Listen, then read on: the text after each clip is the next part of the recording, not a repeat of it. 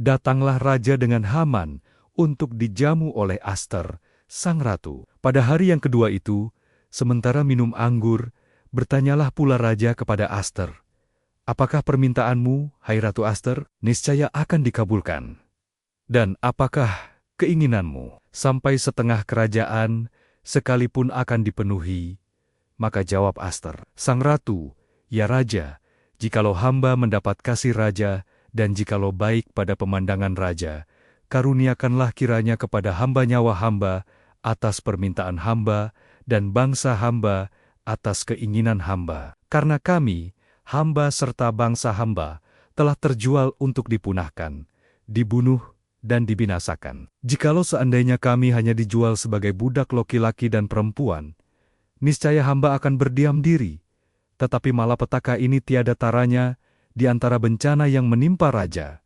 Maka bertanyalah Raja Ahasuerus kepada Ester, sang ratu, "Siapakah orang itu?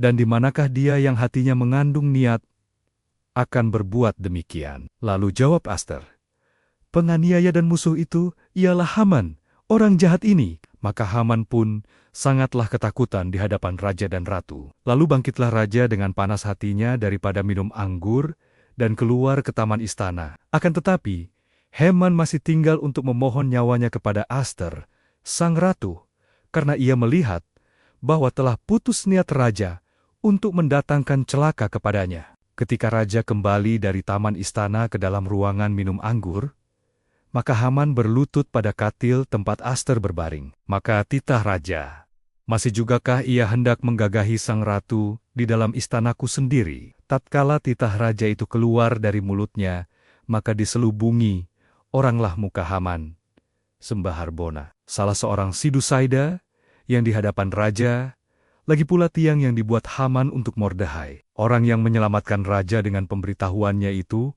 telah berdiri di dekat rumah Haman, 50 hasta tingginya. Lalu titah raja, "Sulakan dia pada tiang itu." Kemudian Haman disulakan pada tiang yang didirikannya untuk Mordegai. Maka surutlah panas hati raja. Pada hari itu juga, Raja Ahasuerus mengaruniakan harta milik Haman, seteru orang Yahudi, kepada Aster, sang ratu, dan Mordehai masuk menghadap raja, karena Aster telah memberitahukan apa pertalian Mordehai dengan dia. Maka raja mencabut cincin meterai yang diambil daripada Haman, lalu diserahkannya kepada Mordehai, dan Mordehai diangkat oleh Aster menjadi kuasa atas harta milik Haman. Kemudian Ester berkata lagi kepada raja sambil sujud pada kakinya dan menangis memohon karunia-Nya, supaya dibatalkannya maksud jahat Haman, orang Agag itu, serta rancangan yang sudah dibuatnya terhadap orang Yahudi. Maka raja mengulurkan tongkat emas kepada Aster. Lalu bangkitlah Aster dan berdiri di hadapan raja, serta sembahnya. "Jikalau baik pada pemandangan raja, dan jikalau hamba mendapat kasih raja, dan hal ini kiranya dipandang benar oleh raja dan raja berkenan kepada hamba, maka hendaklah dikeluarkan surat titah untuk menarik kembali surat-surat yang berisi rancangan Haman bin Hamedata, orang Agag itu, yang ditulisnya untuk membinasakan orang Yahudi di dalam semua daerah kerajaan. Karena bagaimana hamba dapat melihat malapetaka yang menimpa bangsa hamba, dan bagaimana hamba dapat melihat kebinasaan sanak saudara hamba, maka jawab Raja Ahasuerus kepada Aster, sang ratu, serta kepada Mordehai, orang Yahudi itu, "Harta milik Haman telah kukaruniakan kepada Aster, dan Haman sendiri telah disulakan pada tiang, karena ia sudah mengacungkan tangannya kepada orang Yahudi. Tuliskanlah atas nama raja apa yang kamu pandang baik tentang orang Yahudi, dan meteraikanlah surat itu dengan cincin meterai raja, karena surat yang dituliskan atas nama raja dan dimeteraikan dengan cincin meterai raja tidak dapat ditarik kembali." Pada waktu itu juga dipanggillah para panitera raja dalam bulan yang ketiga, yakni bulan Siwan, pada tanggal 23. Dan sesuai dengan segala yang diperintahkan Mordehai, ditulislah surat kepada orang Yahudi, dan kepada para wakil pemerintah, para bupati dan para pembesar daerah, dari India sampai ke Ethiopia, 127 daerah, kepada tiap-tiap daerah menurut tulisannya dan kepada tiap-tiap bangsa menurut bahasanya, dan juga kepada orang Yahudi menurut tulisan dan bahasanya, maka ditulislah pesan atas nama Raja Ahasveros dan dimeterai dengan cincin meterai raja, lalu dengan perantaraan pesuru-pesuru cepat yang berkuda, yang mengendarai kuda kerajaan yang tangkas, yang diternakan di pekudaan, dikirimkanlah surat-surat yang isinya, Raja mengizinkan orang Yahudi di tiap-tiap kota untuk berkumpul dan mempertahankan nyawanya, serta memunahkan, membunuh, atau membinasakan segala tentara, bahkan anak-anak dan perempuan-perempuan dari bangsa dan daerah yang hendak menyerang mereka, dan untuk merampas harta miliknya. Pada hari yang sama di segala daerah, Raja Ahasveros, pada tanggal 13 bulan yang ke-12, yakni bulan Adar. Salinan pesan tertulis itu harus diundangkan di tiap-tiap daerah, lalu diumumkan kepada segala bangsa, dan orang Yahudi harus bersiap sayap untuk hari itu, akan melakukan pembalasan kepada musuhnya. Maka dengan terburu-buru dan tergesa-gesa, berangkatlah pesuru-pesuru, cepat yang mengendarai kuda kerajaan yang tangkas itu.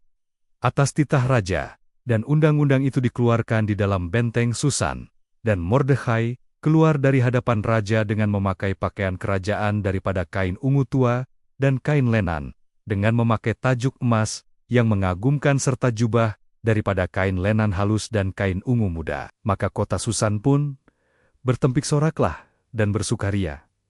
Orang Yahudi telah beroleh kelapangan hati dan sukacita, kegirangan dan kehormatan, demikian juga di tiap-tiap daerah, dan di tiap-tiap kota, di tempat manapun titah dan undang-undang raja telah sampai, ada sukacita dan kegirangan di antara orang Yahudi, dan perjamuan serta hari gembira. Dan lagi banyak dari antara rakyat negeri itu masuk Yahudi, karena mereka ditimpa ketakutan kepada orang Yahudi. Dalam bulan yang ke-12, yakni bulan Adar, pada hari yang ke-13, ketika titah serta andang-andang raja akan dilaksanakan, pada hari masu-masu, orang Yahudi berharap mengalahkan orang Yahudi, terjadilah yang sebaliknya.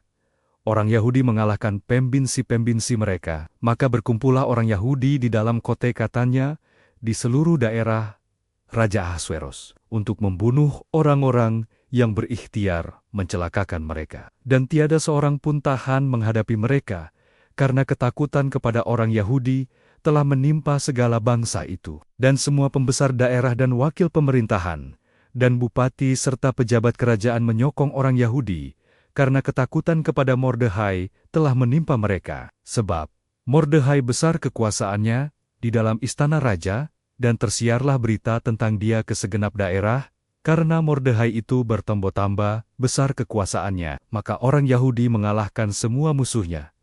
Mereka memukulnya dengan pedang, membunuh dan membinasakannya. Mereka berbuat sekehendak hatinya terhadap pembinsi-pembinsi mereka. Di dalam benteng Susan saja orang Yahudi membunuh dan membinasakan 500 orang. Juga Parsandata, Dalfon, Aspata, Porata, Adalia, Aridata, Parmasta, Arisai, Aridai dan Waizata, ke-10 anak laki-laki Haman bin Hamedata, seteru orang Yahudi, dibunuh oleh mereka, tetapi kepada barang rampasan, tidaklah mereka mengulurkan tangan. Pada hari itu juga, jumlah orang-orang yang terbunuh di dalam benteng Susan disampaikan ke hadapan raja. Lalu titah raja kepada Ester, sang ratu.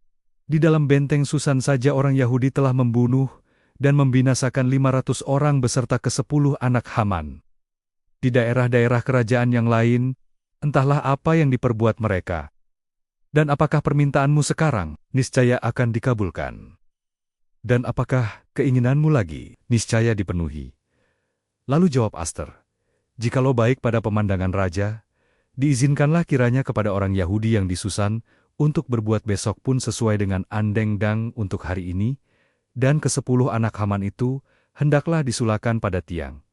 Raja pun menitahkan berbuat demikian. Maka undang-undang itu dikeluarkan di Susan dan ke-10 anak Haman disulakan orang. Jadi berkumpullah orang Yahudi yang di Susan pada hari yang ke-14 bulan Adar juga, dan dibunuhnyalah di Susan 300 orang, tetapi kepada barang rampasan, tidaklah mereka mengulurkan tangan. Orang Yahudi yang lain, yang ada di dalam daerah kerajaan, berkumpul dan mempertahankan nyawanya, serta mendapat keamanan terhadap musuhnya. Mereka membunuh 75.000 orang di antara pembinsi-pembinsi mereka, tetapi kepada barang rampasan tidaklah mereka mengulurkan tangan. Hal itu terjadi pada hari yang ke-13 dalam bulan Adar. Pada hari yang ke-14, berhentilah mereka dan hari itu dijadikan mereka hari perjamuan dan sukacita. Akan tetapi orang Yahudi yang di Susan berkumpul, baik pada hari yang ke-13, baik pada hari yang ke-14, dalam bulan itu. Lalu berhentilah mereka pada hari yang ke-15, dan hari itu dijadikan mereka hari perjamuan dan sukacita. Oleh sebab itu, orang Yahudi yang di pedusunan, yakni yang diam di perkampungan, merayakan hari yang ke-14 bulan Adar itu sebagai hari sukacita dan hari perjamuan, dan sebagai hari gembira untuk antar-menggantar makanan. Maka Mordekhai menuliskan peristiwa itu, lalu mengirimkan surat-surat kepada semua orang Yahudi di seluruh daerah Raja Ahasweros, baik yang dekat, baik yang jauh, untuk mewajibkan mereka, supaya tiap-tiap tahun merayakan hari yang ke-14 dan yang ke-15 bulan Adar. Karena pada hari-hari itulah orang Yahudi mendapat keamanan terhadap musuhnya, dan dalam bulan itulah dukacita mereka berubah menjadi sukacita, dan hari perkabungan menjadi hari gembira. Dan supaya menjadikan hari-hari itu hari perjamuan dan sukacita, dan hari untuk antar-menggantar makanan, dan untuk bersedekah kepada orang-orang miskin, maka orang Yahudi menerima sebagai ketetapan apa yang sudah dimulai. Mereka melakukannya, dan apa yang ditulis Mordekhai kepada mereka. Sesungguhnya Haman bin Hamedata, orang Agag, seteru semua orang Yahudi itu, telah merancangkan hendak membinasakan orang Yahudi, dan dia pun telah membuang pur, yakni undi, untuk menghancurkan dan membinasakan mereka. Akan tetapi, ketika hal itu disampaikan ke hadapan raja, maka dititahkannyalah dengan surat, supaya rancangan jahat yang dibuat Haman terhadap orang Yahudi itu dibalikkan ke atas kepalanya. Maka Haman beserta anak kenannya disulakan pada tiang. Oleh sebab itulah hari-hari itu disebut Purim. Menurut kata Pur, oleh sebab itu jugalah, yakni karena seluruh isi surat itu, dan karena apa yang dilihat mereka mengenai hal itu, dan apa yang dialami mereka, orang Yahudi menerima sebagai kewajiban dan sebagai ketetapan bagi dirinya sendiri dan keturunannya, dan bagi sekalian orang yang akan bergabung dengan mereka, bahwa mereka tidak akan melampaui merayakan kedua hari itu tiap-tiap tahun, menurut yang dituliskan tentang itu, dan pada waktu yang ditentukan, dan bahwa hari-hari itu akan diperingati dan dirayakan di dalam tiap-tiap angkatan, di dalam tiap-tiap kaum, di tiap-tiap daerah, di tiap-tiap kota, sehingga hari-hari Purim itu tidak akan lenyap dari tengga-tengga orang Yahudi, dan peringatannya tidak akan berakhir dari antara keturunan mereka. Lalu Ester, sang ratu, anak Abihail, menulis surat bersama-sama dengan Mordekhai, orang Yahudi itu. Surat yang kedua tentang hari raya Purim ini dituliskannya dengan segala ketegasan untuk menguatkannya. Lalu dikirimkanlah surat-surat kepada semua orang Yahudi di dalam ke-127 daerah kerajaan Ahasweros dengan kata-kata salam dan setia, supaya hari-hari Purim itu dirayakan pada waktu yang ditentukan, seperti yang diwajibkan kepada mereka oleh Mordekhai, orang Yahudi itu, dan oleh Aster, sang ratu, dan seperti yang diwajibkan mereka kepada dirinya sendiri, serta keturunan mereka, mengenai hal berpuasa dan meratap-ratap. Demikianlah perintah Aster menetapkan perihal Purim itu, kemudian dituliskan di dalam kitab. Maka, Raja Ahasweros mengenakan upeti atas negeri dan daerah-daerah pesisir juga. Segala perbuatannya yang hebat, serta gagah, dan pemberitaan yang seksama, tentang kebesaran yang dikaruniakan Raja kepada Mordekhai. Bukankah semuanya itu tertulis